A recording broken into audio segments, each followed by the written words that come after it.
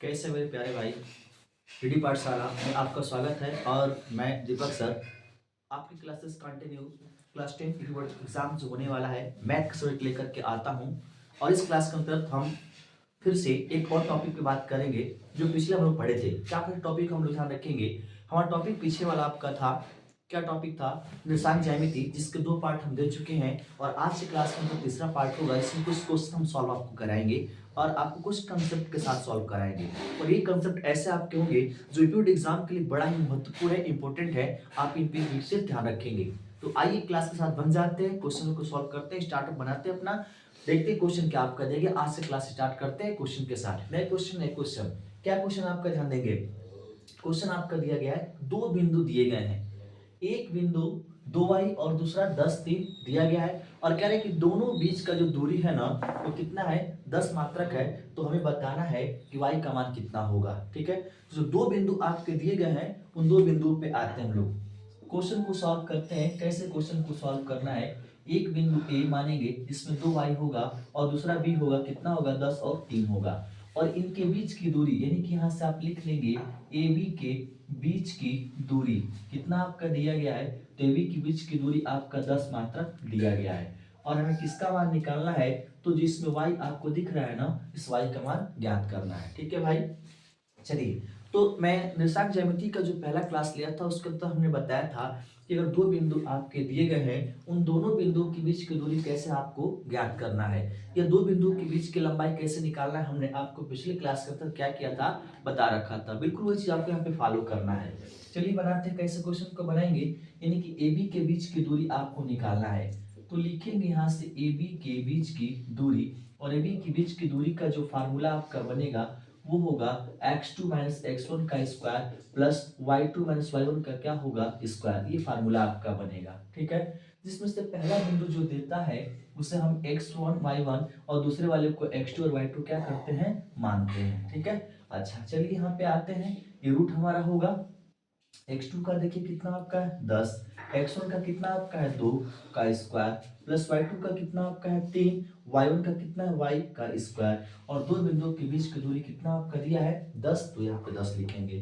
अब ध्यान देना है, ये आपका रूट है, इस रूट को सबसे पहले खत्म कर लेते हैं। तो रूट को खत्म करने का नियम क्या है, मैंने आपको बताया था कि दोनों तरफ आपको क्या करना है, दोनों तरफ वर्ग करने पर। ठीक है ना, दोनों तरफ जब आप वर्ग करेंगे तो यहाँ पर आपका होगा 10 का स्क्वायर, और यहाँ पे देख लो इसको घटाएंगे तो कितना आपका आ जाएगा 8। तो 8 का स्क्वायर प्लस यहाँ से 3 माइनस वाई का स्क्वायर, ये रूट आपका होगा। और ये भी आपका क्या करेंगे, यहाँ पे ब्रैकेट लाकर किसका भी स्क्वायर में के वर्क कर देंगे। अब देखिए ये जो आपका स्क्वायर से रूट तो कैंसिल होगा, 10 का स्क्वायर करेंगे 100, 8 का स्क्वायर करेंगे 64, अब प्लस इसका स्क्वायर करेंगे 3 का स्क्वायर 9, वाई का स्क्वायर जो होगा वाई स्क्वायर, और माइनस यहाँ से कितना होगा 6y आपका हो जाएगा। ठीक है, अब यहाँ क्या करेंगे कि इन दोनों नंबरों को बराबर किधर लेकर के आएंगे, तो कितना आपको होगा 100, और यहाँ से माइनस, अब दोनों को ऐड करके लेके आएंगे तो 9 और 4 जोड़ेंगे तो 13 का 3 6 1 7 73 आपका होगा। अब बराबर y का स्क्वायर माइनस कितना होगा 6y बनेगा। ठीक है, अब क्या करना है, इसमें से माइनस कर लेते हैं। तो 10 में से 3 घटा देंगे तो 7 होगा, 9 में 7 घटाएंगे तो 2 होगा, 27 होगा, बराबर y का स्क्वायर माइनस कितना होगा 6y। ठीक है, ये हमारा बन गया। क्या बनेगा, इसको इक्वेशन बनाएंगे तो यहाँ देखेंगे इस दोनों को बराबर किधर लेके आएंगे, तो माइनस वाई का स्क्वायर माइनस यहाँ से 6y, तो प्लस आपका होगा, और इधर आपका प्लस 27 इक्वल टू कितना होगा 0। माइनस से गुणा करेंगे तो y स्क्वायर, तो यहाँ पर आपका क्या आएगा माइनस 6y, और माइनस 27 इक्वल टू कितना हो जाएगा 0। अब इसको कैलकुलेट करते हैं, क्या बनेगा, तो y स्क्वायर, अब यहाँ पे दो नंबर हमें पता करना है, तो 9 का 3 में कर देंगे, 27 घटा देंगे तो 6, तो यहाँ से 9 माइनस कितना होगा 3, ब्रैकेट बंद करके यहाँ से y माइनस 27 इक्वल टू क्या होगा 0। अब y का दोनों में गुणा कर लो, तो y square minus 9y minus minus plus आपका 3y, और 27 इक्वल टू कितना होगा 0। इन दोनों में से y को कॉमन लेंगे तो y माइनस 9, इन दोनों में से 3 को कॉमन लेंगे तो y माइनस कितना आएगा 9 इक्वल टू 0 हो जाएगा। अब करना क्या है, y माइनस 9 को दोनों में से कॉमन लेंगे तो y प्लस 3 बचेगा इक्वल टू कितना होगा 0। अब हमें प्रश्न में ये दिया जाता है कि y का मान कितना होगा, तो ध्यान देंगे अगर हम लोग यहाँ से y इक्वल टू कितना आपका दिया है y माइनस 9 इक्वल टू 0, तो y का निकालेंगे तो कितना आएगा 9, और y प्लस आपका 3 इक्वल टू 0, तो y का कितना आएगा -3। तो इस तरह से सवाल में हम देख पा रहे हैं कि y का कितना मान आपका गया 2, तो या तो 9 होगा या तो क्या होगा -3 होगा, ये दो मान आपके y के क्या होंगे बनेंगे। यानी यहाँ से फाइनली हम y का मान कह सकते हैं कितना 9 -3, यह आपका y का क्या है मान है। दोनों ही आपके आंसर बनेंगे। ठीक है, नोट कर लेंगे इसको हम लोग। चलिए ध्यान देंगे मेरे भाई नेक्स्ट क्वेश्चन पे। नेक्स्ट क्वेश्चन आपका क्या दिया गया है कि एक बिंदु ए का निर्देशांक ज्ञात करना है। ठीक है, और जहां पर ए बी एक वृत्त का व्यास है जिसका केंद्र का निर्देशांक आपका दिया है, और एक बी बिंदु है उसका दिया है, ए का पता करना है। तो इस क्वेश्चन को कैसे सॉल्व करेंगे आइए उस पर हम ध्यान देते हैं। सबसे पहले क्वेश्चन में कहा है कि ए बी एक वृत्त का व्यास है, तो सबसे पहले आपको करना क्या होगा मेरे भाई कि एक हम वृत्त बनाएंगे जिसका व्यास क्या होगा ए बी होगा। तो सबसे पहले क्वेश्चन को स्टार्ट करने से पहले एक छोटा सा फिगर बना लेते हैं ताकि क्वेश्चन आपके लिए क्या होगा आसान हो जाएगा।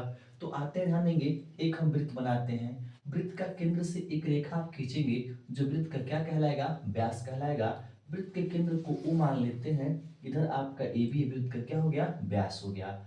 यह जो आपका बी बिंदु दिया है इसका निर्देशांक 1 और 4 दिया है, और वृत्त का जो केंद्र आपका है ना उस केंद्र का निर्देशांक दिया है 2 और -3, और इधर जो आपका ए है इसका निर्देशांक नहीं दिया ज्ञात करना है, तो हम ए का निर्देशांक क्या मान लेते हैं x और y। यानी यहाँ पर आप लिखेंगे स्पष्ट रूप से क्या माना कि बिंदु ए का निर्देशांक जिसका निकालना है उसको हम क्या करते हैं मान लेते हैं, क्या मान लेते हैं x और y। ठीक है, ये तो इतना हो गया। करना क्या हमें ए का निर्देशांक निकालना है, निकालने का मेथड क्या होगा इसको हम क्या करते हैं सीखते हैं। ध्यान देंगे, यह वृत्त का केंद्र आपका है, तो वृत्त के केंद्र से अगर परिधि पर कोई भी दूरी लेंगे वो त्रिज्या कहलाता है, जिसको रेडियस r से दिखाते हैं, और इधर भी त्रिज्या आपका होगा, और दोनों त्रिज्या आपस में क्या होंगे बराबर होंगी। बराबर होने का मतलब हम कह सकते हैं ये कि बिंदु ए से इस बिंदु ओ की जो दूरी आपका होगा बिल्कुल बी से ओ के बीच की दूरी के क्या होगा बराबर होगा। एक तरह से देखा जाए तो ए और बी बिंदु से ओ जो आपका बिल्कुल मध्य में आपका होगा, एक तरह से मध्य बिंदु आपका है। तो हमें इसको हल करने के लिए करना क्या होगा कि मध्य बिंदु के फार्मूले से हम इसका निर्देशांक क्या करेंगे ज्ञात करेंगे ओ का। तो यहाँ पर लिखेंगे स्पष्ट रूप से, क्या लिखेंगे यहाँ से लिखेंगे वृत्त के केंद्र O का निर्देशांक। ठीक है ना, तो वृत्त के केंद्र O का निर्देशांक जब आप निकालेंगे तो कैसे निकालेंगे देखेंगे यहाँ पे। इसके लिए फार्मूला आपका बनेगा, एक तरह से मध्य बिंदु का है इसलिए हम यहाँ पर लिखेंगे x1 प्लस आपका x2 बटे का 2, कॉमा दे करके y1 प्लस यहाँ से y2 बटे का क्या आपका होगा 2 हो जाएगा। मध्य बिंदु O का निर्देशांक देखिए कितना आपका दिया है, तो 2 और -3, तो यहाँ पर आप लिखेंगे इक्वल टू x1 का मान देखिए क्या आपका बनेगा।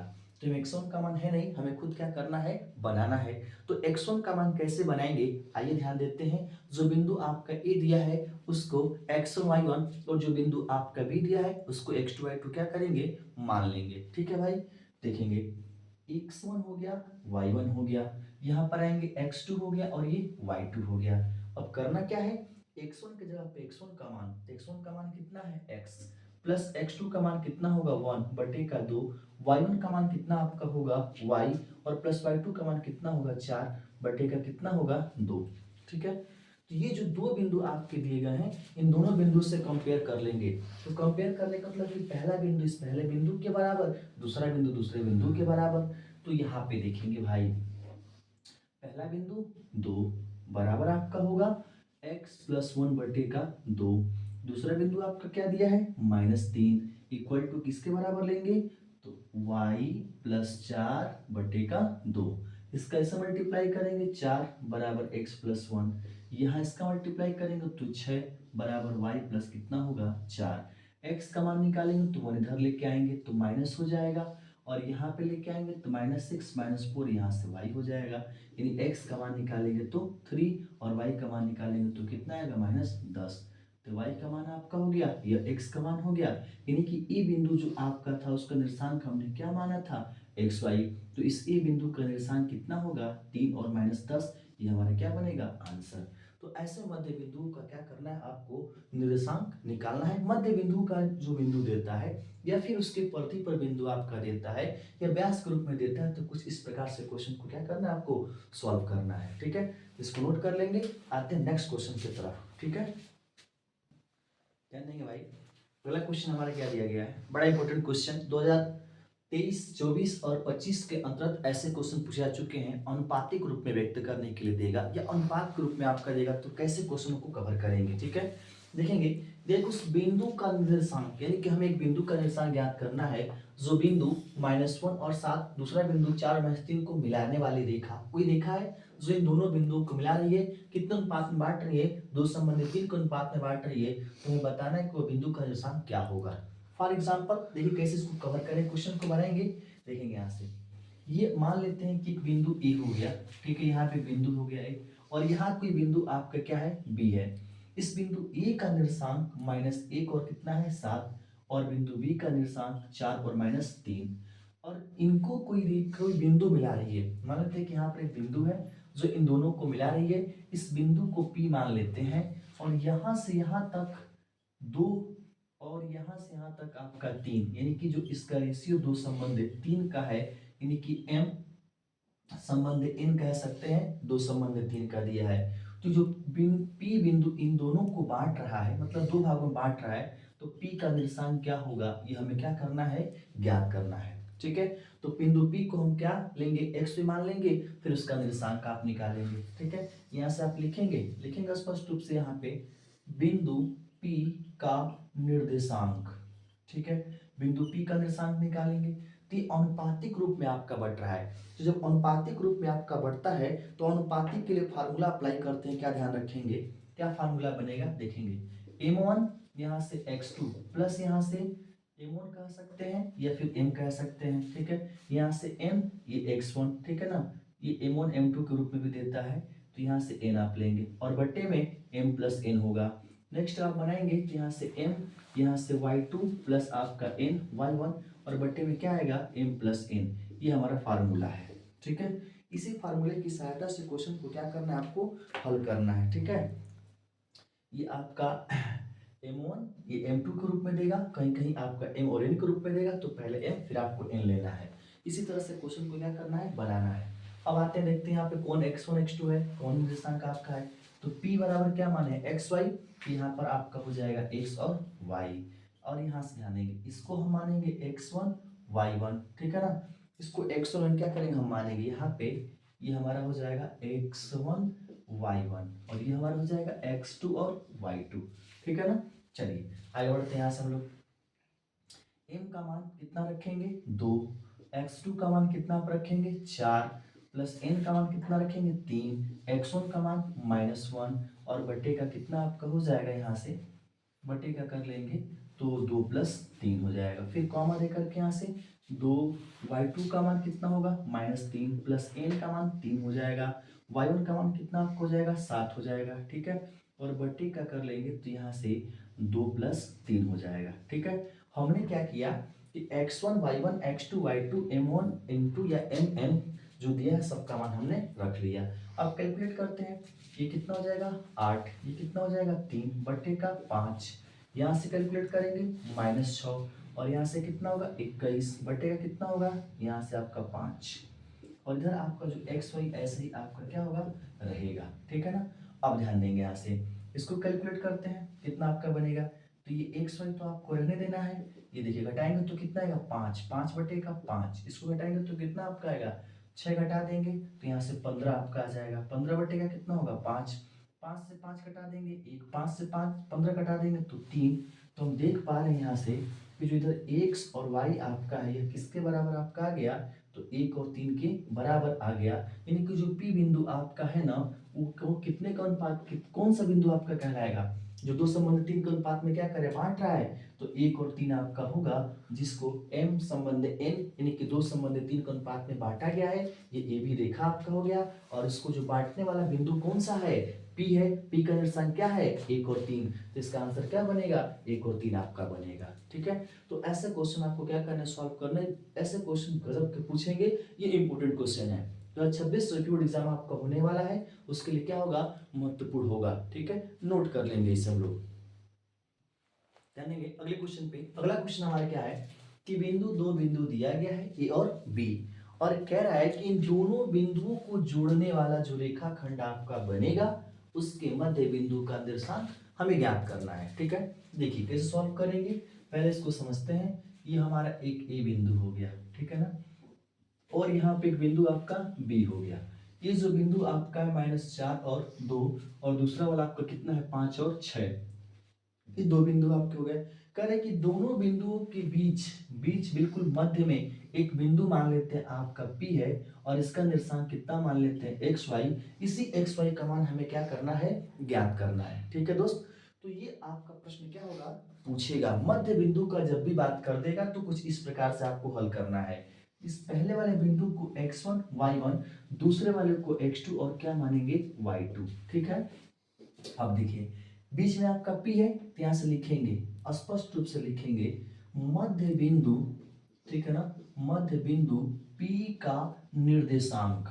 तो मध्य बिंदु P का निर्देशांक जब आप निकालेंगे तो इसका फार्मूला होता है x1 प्लस x2 बटे का 2, y1 प्लस y2 बटे का 2।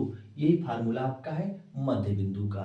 मध्य बिंदु के जो भी प्रश्न आपके बनेंगे इसी से आपने क्या करना है, बना लेना है। ठीक है, तो देखेंगे यहाँ से P का निर्देशांक आपने क्या माना है xy, तो xy लिख लेंगे, x1 का मान -4, x2 का मान 5 बटे का 2, y1 का मान 2, y2 का मान 6 बटे का 2।